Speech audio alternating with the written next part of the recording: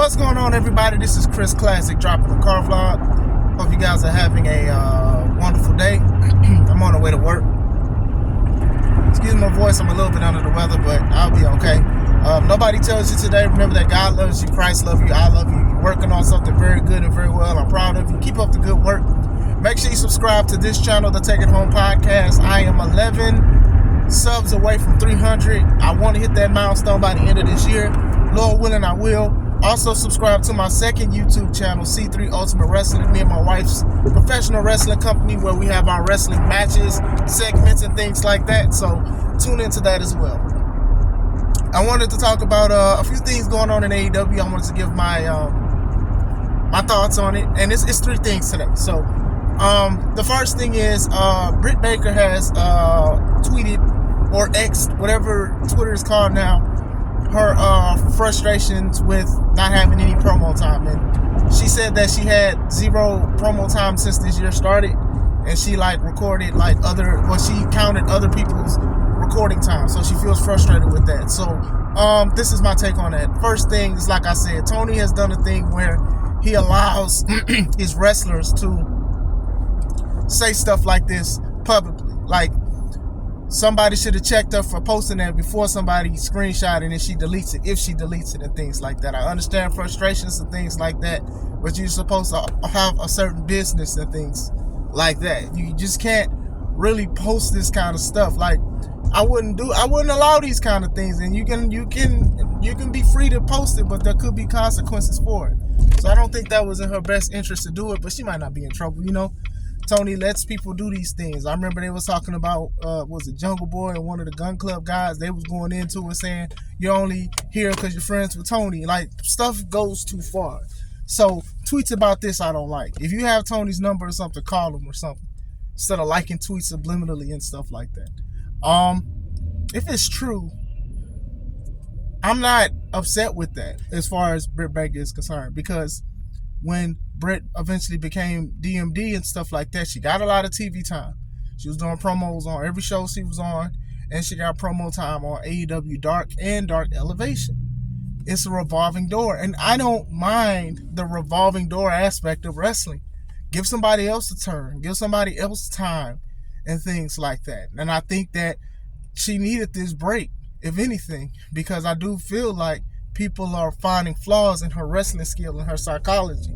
And I felt that she did need to take a break. I don't know if she was fatigued or what, but the matches was sloppy. Some things just wasn't good. And don't get me wrong, as a wrestler, we do mess up.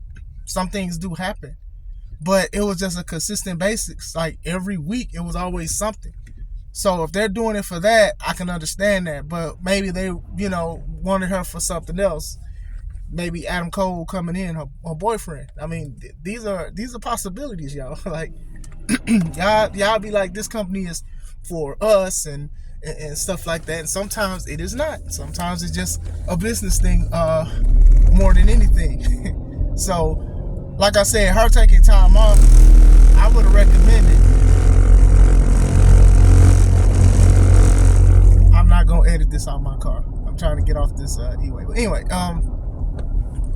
I think that's just one of those things, that she is one of those wrestlers that we don't need to see every week and let people miss her. And I think when she comes back, people are going to miss her.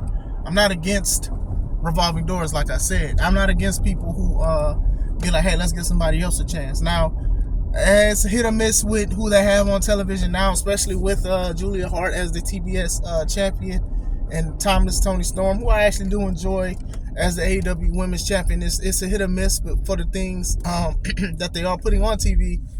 But I'm not upset that I haven't seen Britt. And it's not like I don't want to see Britt or anything like that. It's just that I think she was kind of getting exposed in a bad way from some of her wrestling things or whatever like that. And that goes into what I've said about Jade being in the right company to elevate, because they didn't really require a lot of the wrestlers to improve, honestly. There's only some that actually take it great, and some is just I'm just here for a paycheck. I can do whatever I want.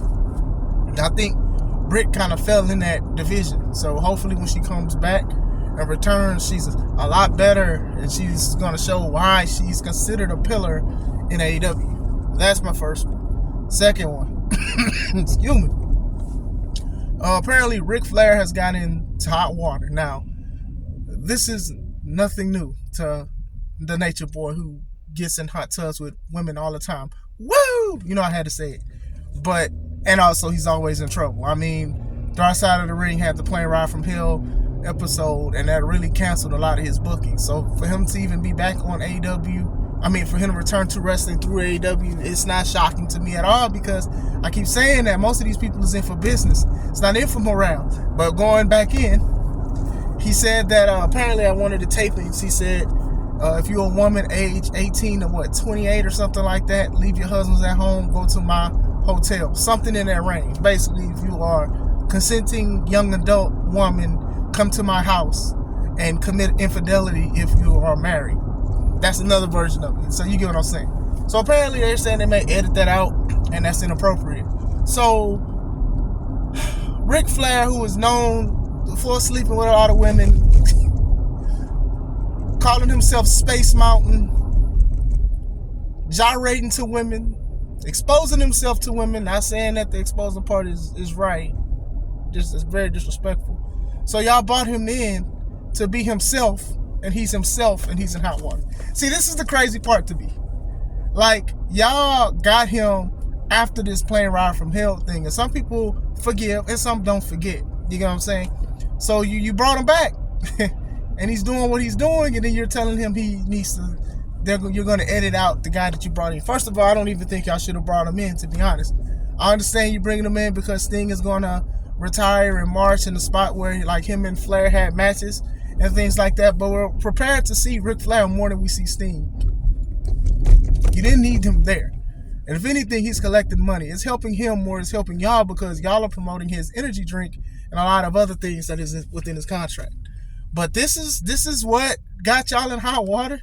Like, and I talked to my homie Joe, like, this is what got y'all in hot water. Like, all the heinous stuff that y'all say on TV, the F-bombs and stuff, that y'all was cool with that. That didn't put y'all in hot water, which they did. Y'all didn't really acknowledge that. Hangman Adam Page doing a sacrifice, drinking Swerve's blood on y'all last event. Like, that didn't put y'all in hot water. That didn't put y'all in hot water. Oh, Easter. Y'all had the match on Easter when it was Hangman Adam Page versus Adam Cole. And Page put a barbed wire crown on Adam Cole and gave him a dead eye on the table the week of Easter. That didn't put y'all in hot water. See, that all put y'all in hot water. It's just that I'm just seeing a shift of people blaming people or putting things on people, and it should be on the promoter who owns the company for allowing these kind of things to happen. If you felt that that's what he shouldn't have said, then y'all need to tell Ric Flair that kind of thing, because that's what people pay to see Ric Flair for. They pay him to talk about the women he's been with. They pay him for that. Some people don't like him because he talks about he sleeps with women and things like that, and y'all decided to take this chance on him. So Rick, being Rick, woo, Flair, now that's y'all in hot water, y'all can go somewhere with that. Hey man, look, y'all don't really make a lot of statements or apologies for the things that y'all do or whatever like that. So if y'all do this on the because of Ric Flair, me and Rick, y'all need to apologize for a lot of stuff. But what I'm not going to do is I'm not going to twist your arm and say hypocrisy, because there's been hypocrisy all throughout AEW and other companies as well. But we're talking about AEW right now. So that's crazy to me that this is what y'all feel like got y'all in hot water. I think y'all get yourselves in a lot of hot water that y'all don't want to acknowledge. Y'all want to be so anti-WWE so much that y'all just like, okay, here it is. Because people talk about, only a few people say they want the Attitude Era back. Then y'all bring back Attitude Era stuff, and y'all bring the wrong stuff. Y'all don't bring developing characters and things like that. Y'all do crazy matches. Y'all do blood this and blood that. That's what y'all do. And unfortunately, some people look at it and some people don't. But that's just me. I think Rick, being Rick, is like the least thing y'all should be in a hot water for. The third and final thing is, a lot of people are they're talking about AEW is trying to be in a new direction when it comes to their wrestling style. So they're trying to be more like New Japan Pro Wrestling. Now, I don't really watch New Japan Pro Wrestling. I don't. But some people clarified, and even like this tournament they're doing now with point systems and stuff like that, it's considered like the G1, something that New Japan does. So they're saying that a lot of their style, they're going to change it to G1, and I mean to New Japan, sorry. So basically what they're saying is a lot of their matches, they're not going to be story-based driven like the American style is. It's just going to be more just matches, random matches and stuff. And this is my thought on that. Y'all been doing that before y'all even talked about y'all was gonna switch it to the New Japan style. Like, listen, y'all do this all the time. Like the week during the show, somebody calls out somebody, and then there's no story, there's no build up to it, and then it just happens. Somebody punches somebody, and then they have a match. Like, y'all been doing this. So if people are saying, oh, well, I don't want AEW to change it to the New Japan style, it's been like that since almost the beginning. It changed. At first, it was doing some story stuff. You need a story thing. And even to be a successful American wrestling company, you have to have a story to it so people can see the emotion and they can remember it. That's one of the issues that I do have with AEW, is that a lot of their matches, they have no stories to it. Now, the match itself can tell a story, but to say, hey, I can't wait, I'm paying for this person to punch this guy in the mouth because he said this or he did this or he slapped his wife, who was age 18 through 28, that went to Ric Flair's hotel room and left her husband at home, like what Ric Flair said. You know what I'm saying? But going back into it, y'all been doing this stuff. Y'all had a lot of Forbidden Door matches. Y'all had, what's the other one? Wrestle Dream. And these numbers, they're kind of low because the American fans don't want to see it. So if they don't want to see it, maybe you should go to the American base. Like, look, be anti-WWE all you want, but this story with Cody Rhodes is pretty good to finish the story. And then even then, Bloodline story for the past 3 years has been great. Like, these are things I would recommend to people to say, hey, if there's something you'd want me to look at to make me a wrestling fan, what would you make me look at? And WWE has put a compilation video of storyline, or Cody Rhodes, or John Cena, and now even CM Punk with all the matches that they're releasing. So these kind of things help you. It helps the company elevate with stories and things like that. Y'all going to New Japan style, y'all have already went there. So that's why I'm like, I'm not shocked or anything like that, because y'all been doing this kind of thing.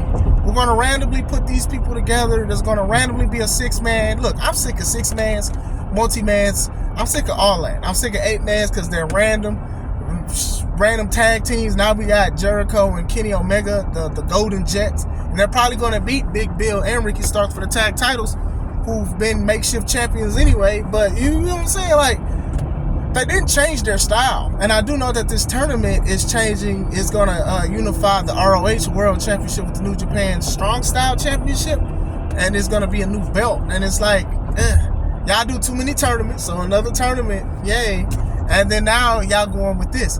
And it's funny because QT Marshall left because he wanted the company to be in a different direction. And he posted about that on his tweet or whatever message he put. And I definitely understand that. I think this was something that they probably even talked with Cody with before he left. You got to have a story, man. And don't get me wrong, even in sports, right? NBA, NFL. Sometimes if you have a story to it, stories just happen. It makes people remember it. LeBron James is a multiple-time NBA champion and NBA MVP, right? But one of the best moments in his career was that he brought Cleveland Cavaliers a championship, their first championship and the only one to date. Because how big it was, because he got drafted to his home state team, and it was so big. And he left, he got booed because he left and went to Miami.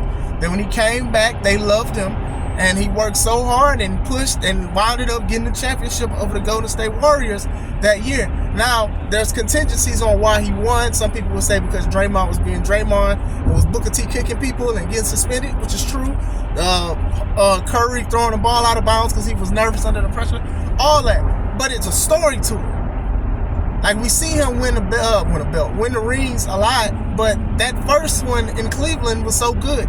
Even the one in Miami, that was a good story because he became a villain. He became a villain with henchmen to take over the world a couple times. He did. But you get what I'm saying with that. When you have a good story to it, and especially in America, it makes people look at that. Like you can see they can make a movie about LeBron leading all the way up to the Cleveland Cavaliers championship. That was his third one, I believe. Like you can do stuff like that, and that kind of stuff works. Wrestling is a little different. It's more of a microwave approach where you're just heating food, you're reheating food and stuff like that, and trying to have that same luster. It's a quick thing compared to LeBron's thing was where you oven roasted something, or you basting it, or you smoking it for hours. This is things that you need to do like in a few minutes as far as storyline goes. So AEW has been doing these things where random people come out of nowhere, or even like Eddie Kingston, right? Eddie Kingston would literally just call somebody out in Japan and Tony will let him have it. So that's how I feel about it, man. It's just like this style, they've already adapted the style, and I do believe that some Americans have rejected the style and rather have a story or see other people get pushed. They don't want to see these kind of things. Y'all have done tournaments before. Y'all have done one-off matches and stuff like that. Like even Zack Sabre, and Brian and Okada. Of course they're going to get rematches and stuff like that, but it just came out of nowhere. And did it benefit your company? Only time will tell. What do you guys think? You guys think that Britt is taking it too far? Do you think she just needs to chill? Or does she have a point? Do you guys think that Rick being Rick is the wrong thing for AEW for him to do? Should they have not hired him? This New Japan style that AEW has already had, do you guys think is a step in the right direction? Do you think they can change? What would you change? Let me know. You guys are having a great day. This is Chris Classic. Let's take it home.